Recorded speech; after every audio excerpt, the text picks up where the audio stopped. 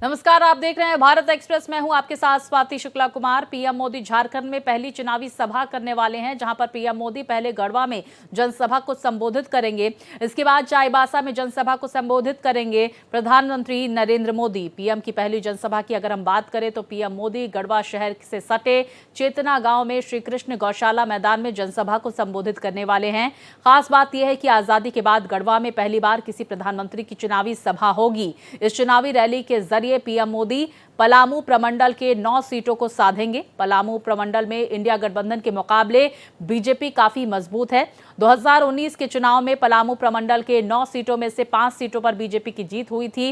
इस प्रमंडल में बीजेपी परंपरागत वोट बैंक के साथ पिछड़े वर्गों और आदिवासी वोटर को अपनी ओर करने में जुटी हुई है। और वहीं पीएम मोदी की चाईबासा रैली की अगर हम बात करें तो पीएम मोदी चाईबासा में चुनावी रैली कर कोल्हान प्रमंडल के 14 सीटों को साधेंगे। बीजेपी गठबंधन के लिए कोल्हान प्रमंडल बड़ी चुनौती की तरह है। तो वहीं पूर्व सीएम चंपई सोरेन को अपने खेमे में लाने से पार्टी की स्थिति कोल्हान प्रमंडल में अब मजबूत नजर आ रही है।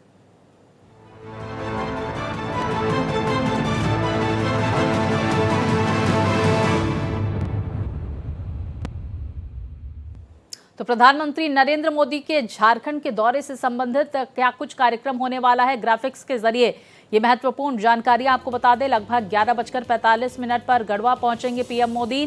दोपहर 12 बजे जनसभा को संबोधित करने का उनका कार्यक्रम है। श्री कृष्ण गौशाला मैदान में रैली आयोजित की जा रही है। तो वहीं दोपहर 2 बजे चाईबासा में रैली आयोजित की जा रही है।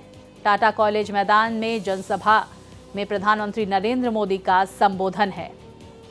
तो पीएम मोदी का ये कार्यक्रम झारखंड में, जहां पर झारखंड वासियों को साधते हुए प्रधानमंत्री नजर आएंगे। अब झारखंड का चुनावी रण, जहां पर 9 सीटों पर नजर है पलामू मंडल की, मनिका, लातेहर, पांकी, छतरपुर, डाल्टेनगंज, विश्रामपुर, हुसैनाबाद, गढ़वा, भवनाथपुर।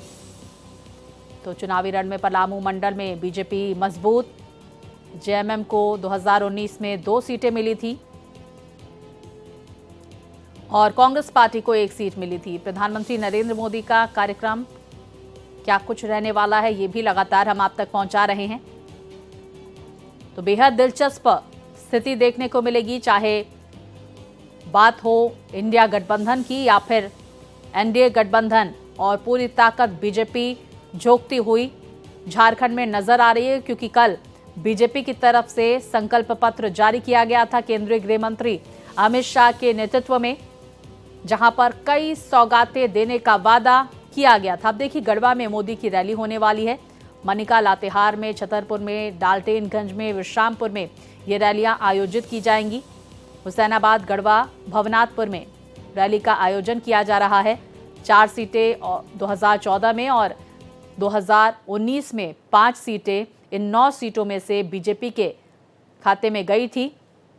वहीं देखिए कार्यक्रम स्थल की ये तस्वीरें भी सामने निकल कर आ रही हैं, जहां पर बड़ी संख्या में लोग पहुंचेंगे और इसी को लेकर खास तैयारियां की गई हैं।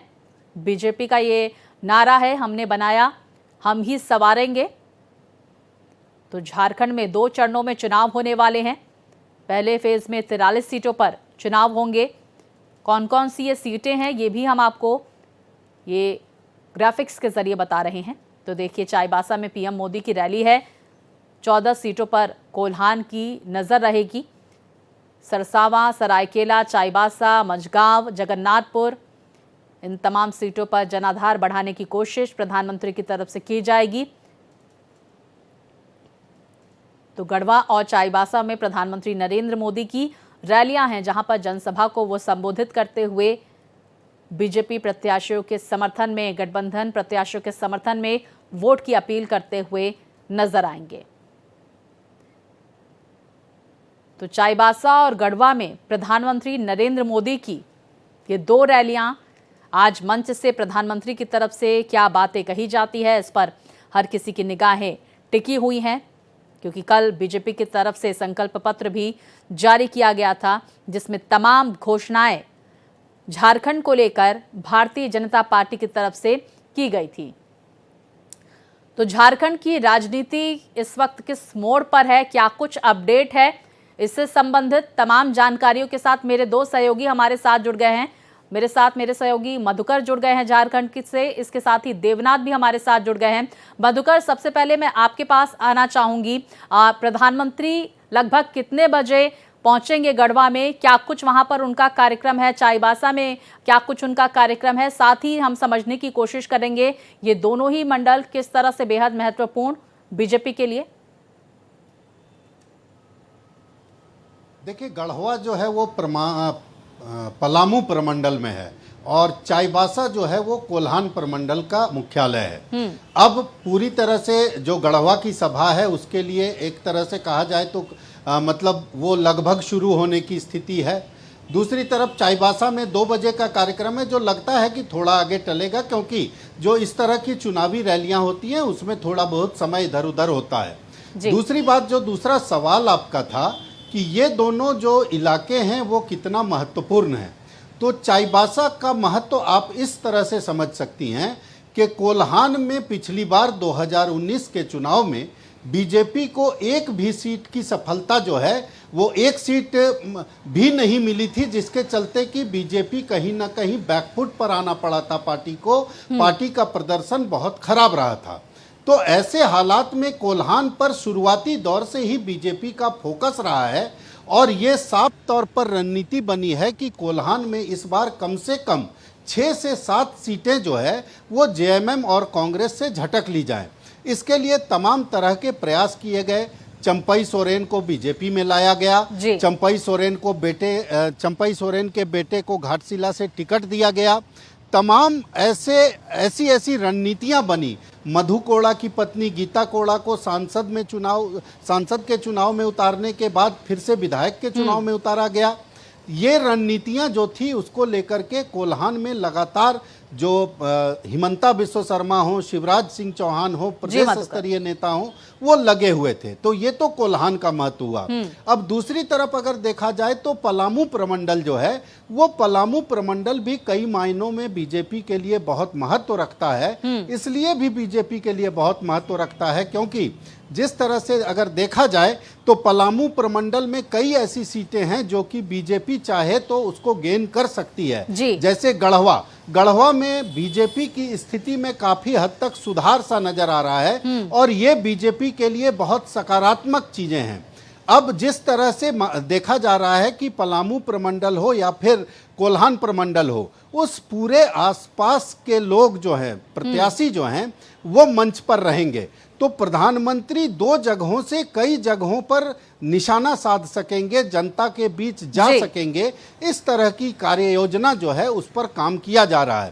तो बीजेपी ने पूरा जिसको कहा जाए फुल प्रूफ रणनीति बनाई है और उसी के तहत प्रधानमंत्री आज पहले बार इस चुनाव में पहली बार जो है वो रैलियों को संबोधित करने जा रहे हैं। जी, महत्वपूर्ण बात आपने बताई मधुकर। अब जरा ग्राउंड रियलिटी भी समझने की देवनाथ से कोशिश कर लेते हैं। देवनाथ, क्योंकि मधुकर तो हमारे पूरी रिपोर्ट वहां तक पहुंचाते रहते हैं रांची से लगातार पल पल की अपडेट। देवनाथ, आप दिल्ली से पहुंचे हुए हैं, क्या मूड आपने झारखंड की जनता का मापने की कोशिश की? क्या कुछ कहना है चुनावों को लेकर, कैंडिडेट्स को लेकर?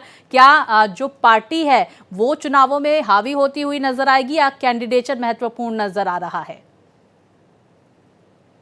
देखिए, 2-3 बातें हैं जो बहुत महत्वपूर्ण है। पहली बात कि प्रधानमंत्री का झारखंड में होने का मतलब क्या होता है। इसका मतलब मैं ये बताता हूं कि मैं लगभग 40 से 50 विधानसभा सीटों में गया हूं और मैं उन जगहों पर गया हूं जहां पर शायद कोई रिपोर्टर नहीं पहुंचा। भारत एक्सप्रेस की टीम उन जगहों पर गई। इसका मतलब ये होता है हमने जानने की कोशिश की कि प्रधानमंत्री होने का मतलब क्या है। अगर यहां होते हैं तो मैं आपको बताता हूं, वो गरीब महिला जिसको झारखंड सरकार की कोई योजना भले ही लाभान्वित न कर पाई हो, लेकिन प्रधानमंत्री मोदी का सिलेंडर उनके घर में साफ साफ देखा जा सकता है। उन घरों में जहां पर कोई योजना नहीं पहुंच पाई, वहां पर प्रधानमंत्री का राशन जरूर पहुंचा है। इसका मतलब यह होता है कि प्रधानमंत्री का झारखंड में होने का मतलब यह है कि उन झारखंड के लोगों को जिनके घरों में राशन पहुंचा है, जिनके घरों में प्रधानमंत्री का सिलेंडर पहुंचा है, उनको एक नई संजीवनी भारतीय जनता पार्टी के लिए साफ साफ महसूस की जा सकती है। इसके अलावा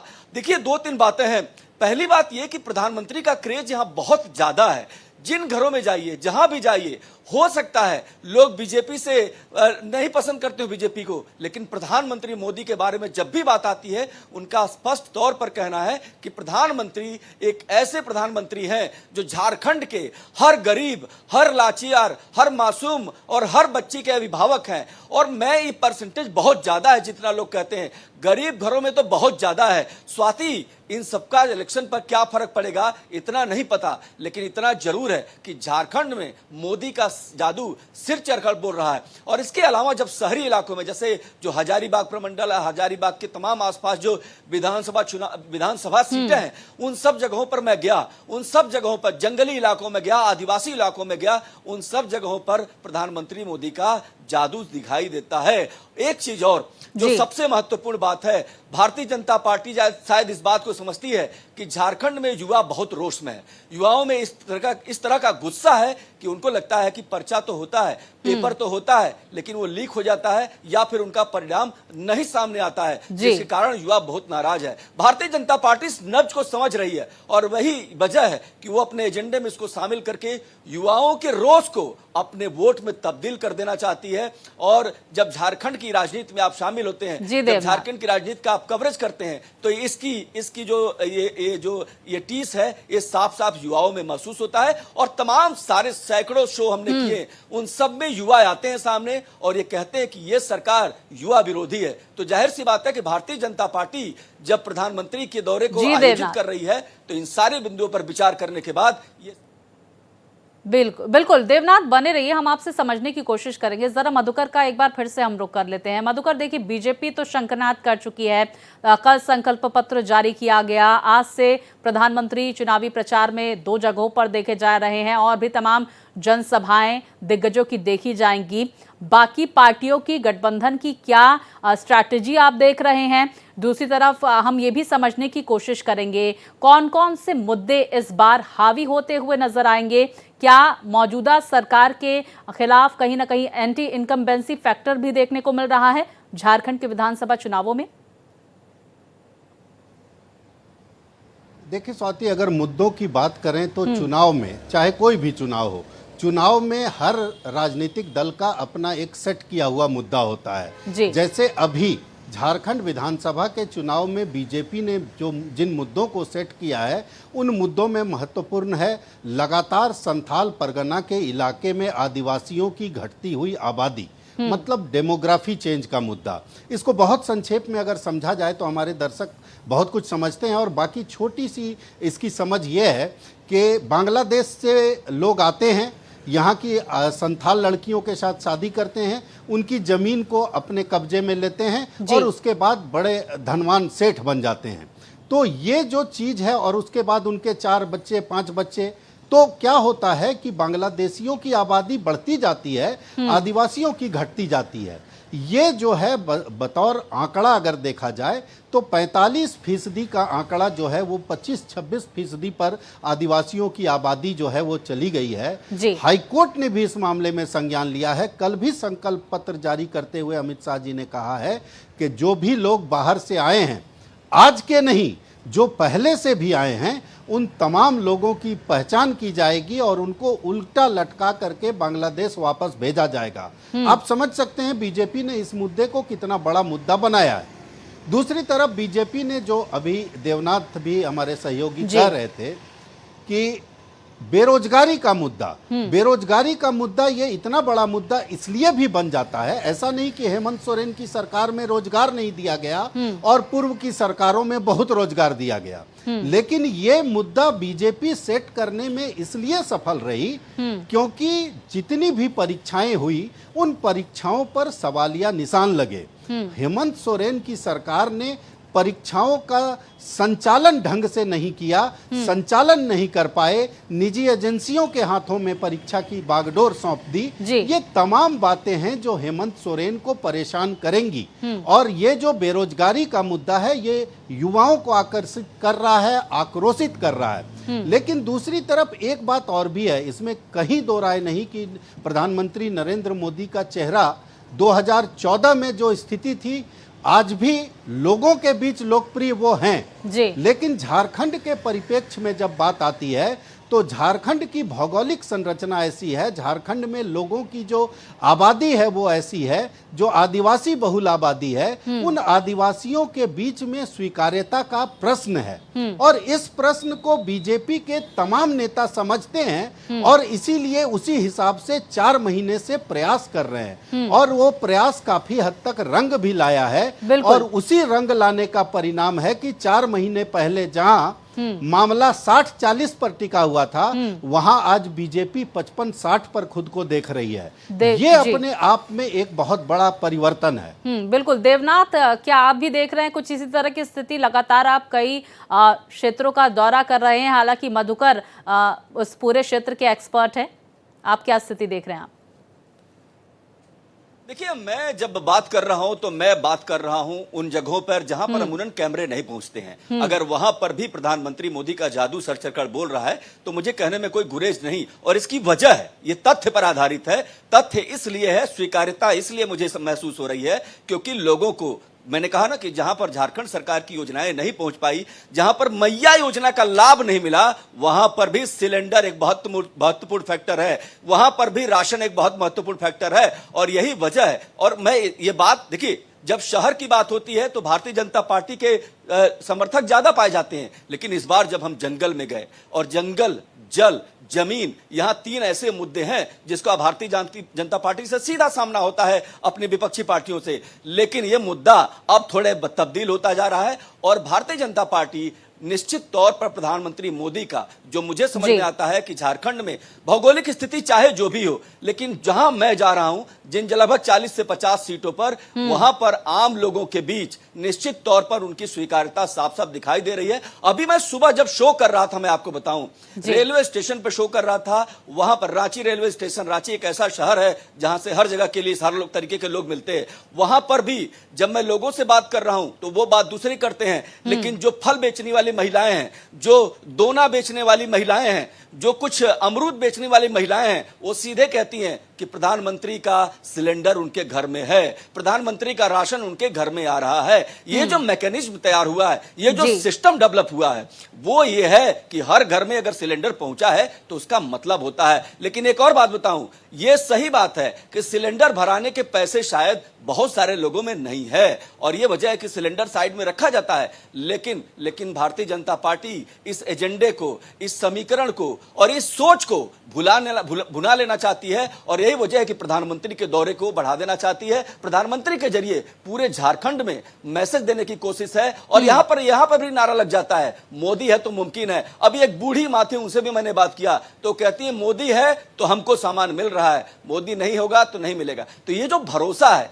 ये जो एक सोच पैदा हुई है, वो इसलिए हुई है क्योंकि घरों के अंदर राशन और सिलेंडर पहुंचा है। अब अगर शहरों की बात करें तो शहरी इलाकों में मिली जुली प्रतिक्रिया है, कई इलाके। एक और सवाल बहुत महत्वपूर्ण है, जिस झारखंड को आदिवासी क्षेत्र के बहुल के रूप में जाना जाता है, कई झारखंड में आदिवासी मुख्यमंत्री होने के बावजूद भी अगर डेवलपमेंट नहीं हुआ है तो सवाल सरकार पर ही उठ रहा है। हेमंत सरकार इसलिए भी सवालों के घेरे में है और जो मधुकर जी बता रहे हैं बिल्कुल सही कह रहे हैं, रोजगार एक ऐसा मुद्दा है, रोजगार एक ऐसी टीस बन गई है युवाओं के अंदर। उनको लगता है कि वो तैयारी कर रहे हैं, वो परीक्षा देंगे, लेकिन उनका परिणाम नहीं आएगा क्योंकि ये सरकार ढुलमुल नीति के जरिए इस सरकार ने परीक्षा की जो मर्यादा होती है उसको खंडित करने का काम किया है, ऐसा लोगों का कहना था, खासकर युवाओं का कहना था। और ये एक जगह की नहीं है, जितनी जगह मैं गया ऐसे 2-4 युवा जरूर मिलते हैं जो आवाज उठा रहे हैं, वो कह रहे हैं हम पढ़ाई कर रहे हैं, हम तैयारी कर रहे हैं, हमारा बर्बाद हो गया समय, तो कौन उसकी भरपाई करेगा? देखिए, कहीं ना कहीं मौजूदा सरकार के खिलाफ जो है यहाँ पर जनता का आक्रोश भी देखने को मिल रहा है। देवनाथ, मैं आपसे ये भी समझने की कोशिश करूंगी, कोल्हान क्षेत्र जहां पर प्रधानमंत्री नरेंद्र मोदी की जनसभा भी होने वाली है, पहले चंपाई सोरेन जो बड़ा प्रभुत्व रखते थे अब बीजेपी में शामिल हो गए हैं, उसके बाद कितना बदलाव वहां पर देखने को मिला है? क्या ये बदलाव बीजेपी के फेवर में जाता हुआ नजर आ रहा है क्या?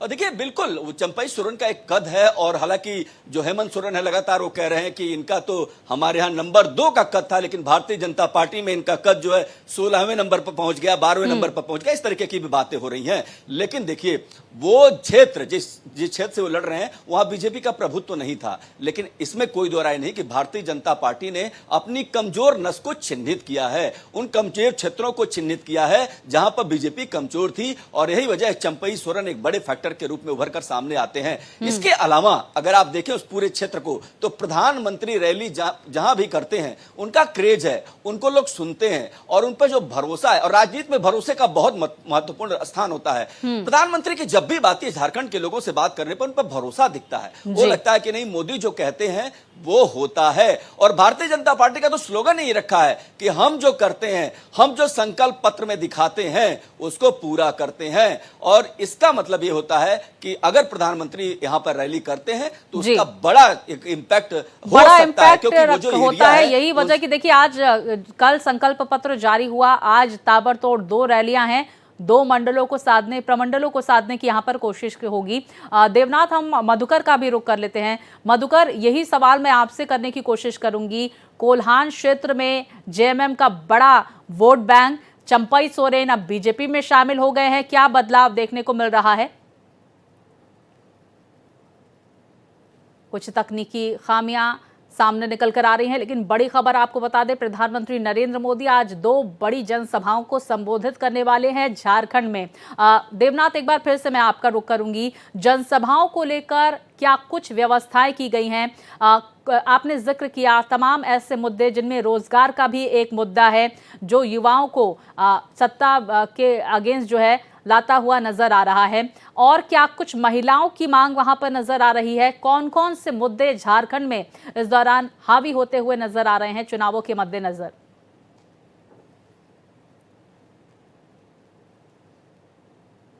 हेमंत सरकार ने अपने कार्यकाल के अंतिम दौर में मैया योजना लेकर आए। मैया योजना वो है जिसमें प्रत्येक महिला को 1000 रुपए मिलना है। हमने इसकी तहकीकात की, हमने जानने की कोशिश की कि क्या मैया योजना का लाभ मिला है। हम गए सुदूर जंगलों में, हम गए उन आदिवासी इलाकों में, ये सरकार आदिवासियों की सरकार है, और हम गए आदिवासी इलाकों में, हमने बात की उन महिलाओं से कि क्या आपको मैया योजना का लाभ मिलता है। उनका कहना था नहीं। लगभग 100 महिलाओं में बात करो तो 2 से 3 महिलाएं ऐसी थी जिनको मिला है। लेकिन उन्हीं महिलाओं से जब हम बात करते हैं कि मोदी का सिलेंडर मिला क्या, तो हाँ मिला। उन्हीं महिलाओं से जब हम बात करते हैं राशन मिल रहा है क्या, तो हाँ मिल रहा है। यही मैं कह रहा हूं और यही नब्ज है। तो पहली बात यह है कि क्या हेमंत सरकार पर वो भरोसा महिलाएं कर पा रही हैं, और बीजेपी भी मुफ्त की राजनीति के कितने बड़े प्रभाव होते हैं कि देखिए 1000 की घोषणा कर रहे हैं तो बीजेपी ने भी एक बड़ी घोषणा कर दी है।